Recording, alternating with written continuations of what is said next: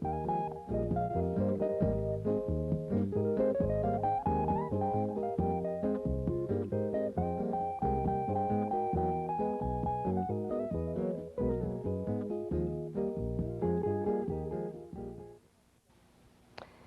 my name is Dilly MacFarlane. Welcome once again to the Alumni Special. During the spring of last year, we presented as a part of our 1985-86 season an interview with alumna Lyndita Walker. Due to a very positive response to this particular program, we're very pleased to invite you to sit back again and enjoy Lyndita Walker, who's going to speak on the history of Mount Saint Vincent Academy.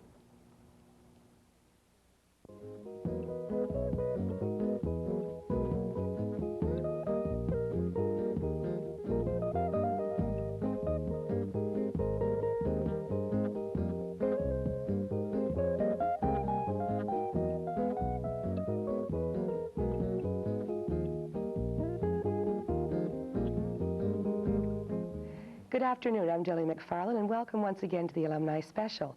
I'm pleased to welcome as my guest today, alumna Lyndita Walker. Hi, Lyndita, welcome. Thank you, Dilly. I'm glad to be here. Good. We're going to be talking with Lyndita today about a history of Mount Saint Vincent Academy. And for those who in our audience may not be aware, this, of course, is the school that was the origin of the university where we all are working and attending today. Lyndita, how did you become interested in this project? Well, Dilly, I've come back to school. I'm now an education student here at the Mount, and one of my required courses is a foundation course, and the one that I took was the history of education. And as a term paper, we were required to come up with a paper that projected some idea of the history of education locally, and a suggestion was made about perhaps doing Mount Saint Vincent University, and as an alumna of Mount Academy, I thought this would be the one I'd like to do the very most, and I had a lot of fun with it. I enjoyed it very much. I'm sure. I understand now, for instance, that your family have been closely connected with both the Academy and the college, and now, of course, the university. Where does the family connection begin with Mount Saint Vincent? Well, Dilly, the Academy was started in 1873, and I believe at that time there was a member of my family there at the time. The third head of the Order of Sisters of Charity locally was Sister Baptista Bald, who would have been a great-great-aunt of mine. And her nieces, my grandfather's sisters, attended the Academy in about 1905, and my grandmother attended the Academy at that time as well. Her name was Linda Debadia, and she was from Havana, Cuba, and my grandfather would come to visit his sisters, and he met her there then, and so began a love affair that lasted years and years, and my grandmother sent her daughter, my mother, and my mother sent my sister and myself, and along the way there have been various cousins and second cousins and aunts and so on. I think there are 18 members of the family who are alumni. Very interesting, very interesting. Now, I know that you personally attended the Academy and were a member of the final graduating class. Is that not true? Yes, I was, and more's the pity because I didn't actually was a member of the grade 12 class. I was a member of the grade 11 class, and the school closed in 1972, as you know, and the year of my graduation in 1973 would have been the 100th anniversary. So we were all quite disappointed that such an era had come to an end for education, and for education in our own family. I see. Now, how did you begin your project? I know that you would have to do a fair amount of research to even begin at the very beginning, so I suppose you got a lot of help from the sisters. Oh, I did indeed, and the first person I spoke to was Sister Margaret Flaff, who is the curator of the Mount Saint Vincent Mother House Museum and Archives, which is right in the Mother House, and she made available to me some wonderful old newspaper clippings and some of the histories that have been compiled by Sister Frances d'Assisi, and there have been books published as well. One is History of the Sisters of Charity by Sister Maura Power, which was published in the 1950s, I believe, and that had a lot of good information about the background of the Academy and how the sisters came to Halifax in the first place and how they started up. And from those clippings and these wonderful old boxes filled with information that is just lying there waiting to be read, I was able to pull together an interesting history of a really unique school. I see. Now, to begin with, for those of our viewers who may not be familiar with the order itself, I understand that the order was founded by St. Elizabeth Seton, also known as Mother Seton, before her canonization. And she at what time did she live? When was, do you know when the order actually began here, or? Well, the order arrived in Halifax in in the 1860s, and they established a school in Halifax. Mother Seton encouraged her sisters to travel and to establish satellite orders, and so they came to Halifax. And the quarters that they established initially in the city were in a fairly downtown location, and they were quickly cramped and ill-equipped, and they knew that they needed a larger, more secluded area for their growing novitiate. And so they set about looking for more suitable quarters. And as it happens, the brother-in-law of one of the sisters who was in charge at the time, a sister Helena Affleck, I believe her name is, he had available some property in Rockingham on which we are presently sitting. And so it was. This seemed to be a suitable location for the new novitiate because it was close enough to the city to be involved in well, what they called urban events, and yet far enough away so that the seclusion necessary for reflection and study was available to them. I see. And so the prime consideration was to find a place to establish a school. To establish a novitiate first. Oh, I see. The school, from what I understand, the school just gradually came along because of this novitiate. The sisters came out here in 1873, and they brought with them a little girl who she was left with them to be brought up, and so they would have educated her, and then a building contractor in town came and spoke to the sisters and asked if his little girl could come and learn from them. And so gradually, I don't know if it was word of mouth or what, but by the time the school opened in September, they had 16 pupils, and they started from there. I see. Now, what kind of curriculum would they offer, Lyndita, at a school like this? Well, they offered the basics. They offered English and arithmetic and so on. But there were a lot of things that aren't offered now: music, the needlework, elocution, certainly religious studies for the little ones, and the motivation was to teach women a certain amount of independence, but starting from the very young.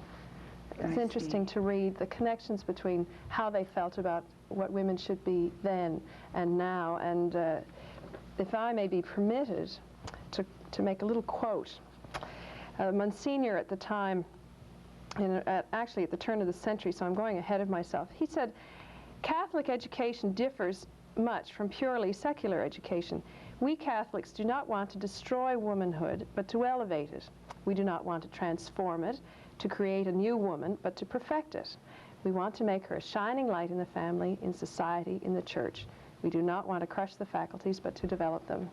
So really, they were encouraging women to make the most of themselves. And I think that if you asked a lot of people, they wouldn't suspect that they were quite as forward-thinking as they were. Well, do you know, I think that one of the most outstanding impressions that is developed in reading the history of the contribution of the Sisters of Charity is their incredible foresight in the fields of education and in establishing this school, because I understand that the academic standards were very highly regarded in the academic community, even in its early years. Oh, Dilly, nothing could be more true. The reports of excellence in the local press were just astonishing to me. By 1879, now this is only 6 years, a report was made of the closing exercises of pupils who have evidently profited by the admirable teaching of their instructors. All concurred in congratulating the sisters on the success of their efforts to make the Academy what it is now, one of the leading educational institutions in the province. So right from its very early days, it had a reputation for excellence that it maintained. I see. Now, how many of these students would have been local little girls, and how many would have come from faraway places? Do you? Well, initially I think many were local, but as the building got a little bigger and could accommodate more students, through the years the building just got larger and larger. There were additions and improvements on a continual basis, and quite early in its stages they were able to house 120 students. Now I don't think they had 120 at the time, but they had accommodations for 120. So many would be from the province, I think. I see. Now we have some photographs that we're going to be showing the viewers. One from the North Plaza, and I think it gives our audience an idea of the beauty and the grace of the structure, of Victorian gingerbread turreted building that probably, as you say, housed more than 120, I think. Yes. Because yes. Of course all the sisters would have lived there too. That's right. Yes, when I spoke about 120, I meant students. And their classes would have taken place in this building as well. The novitiate, the school, the classes, everything was there. Now that building was located not where the current university buildings are now, but closer to the Bedford Highway. Yes, that's right. And chief among the features of this building was the beautiful chapel. Things came from all over for this chapel, and I think we have a photograph later on that will show how wonderful this chapel was. And I understand that marble for the chapel had been imported from Europe, and a number of interesting frescoes that were done by the sisters themselves, several who were more artistically inclined. It was a great loss when the building was lost to fire. But I know that some of our viewers may be aware that the Great Fire took place in 1951, but I understand that there had been a fire before that. In 1913, there was a terrible drought in the area, and just where the school was located, a fire had started in the area and was moving closer and closer to the school, and great hue and cry about what's going to happen. And fortunately, not unfortunately, rain came and the wind changed, and big sigh of relief. Actually, in the press, quite a bit earlier, there was mention of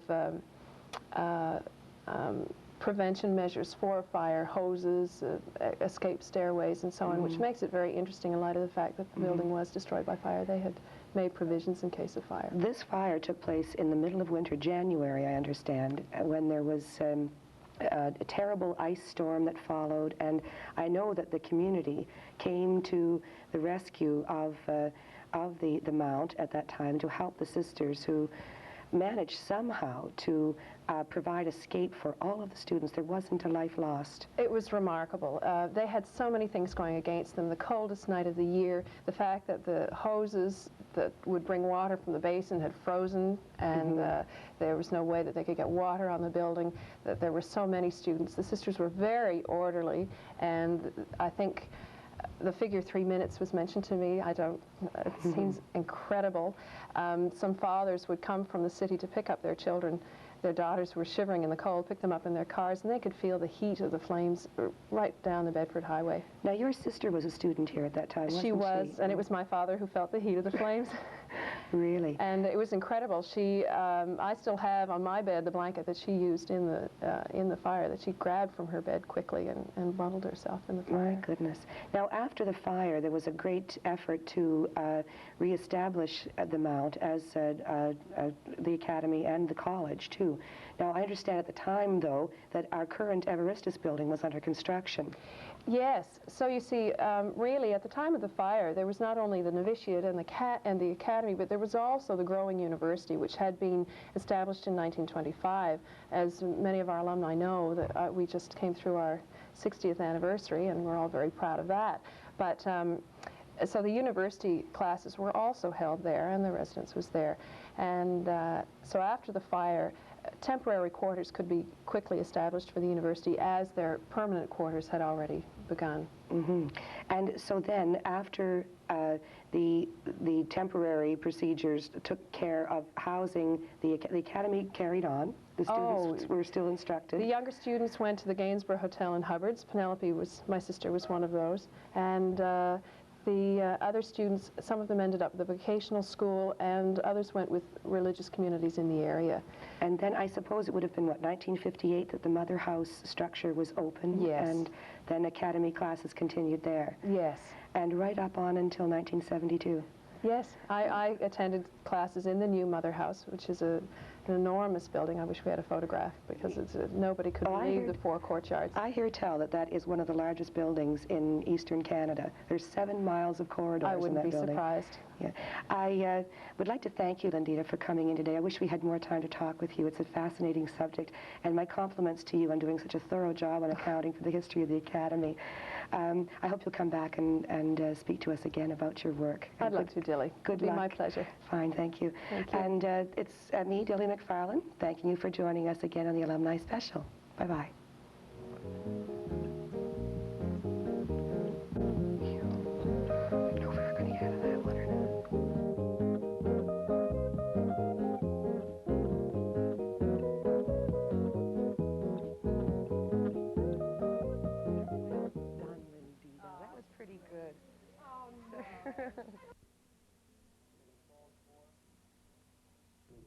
That they were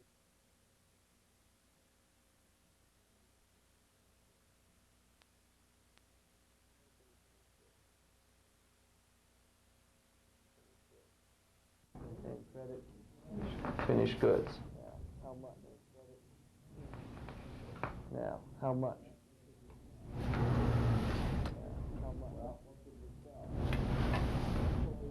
Well, what did we sell?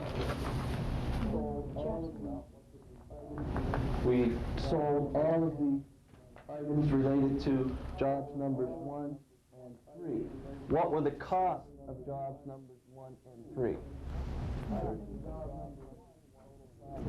Well, the items in job number 1 in total cost $13,310.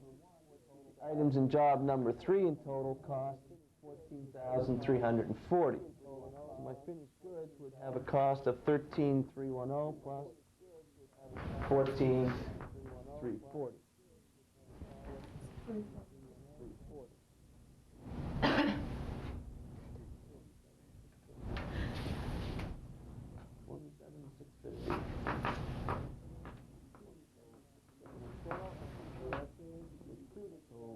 In a sales entry here, there's 2 that you're going to have to make.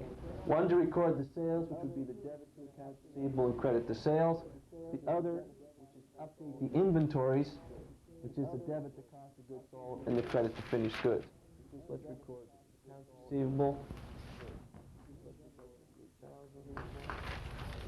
And sales, just somewhere here. 38,000. Cost of goods sold, 27,650. Finished goods, 27.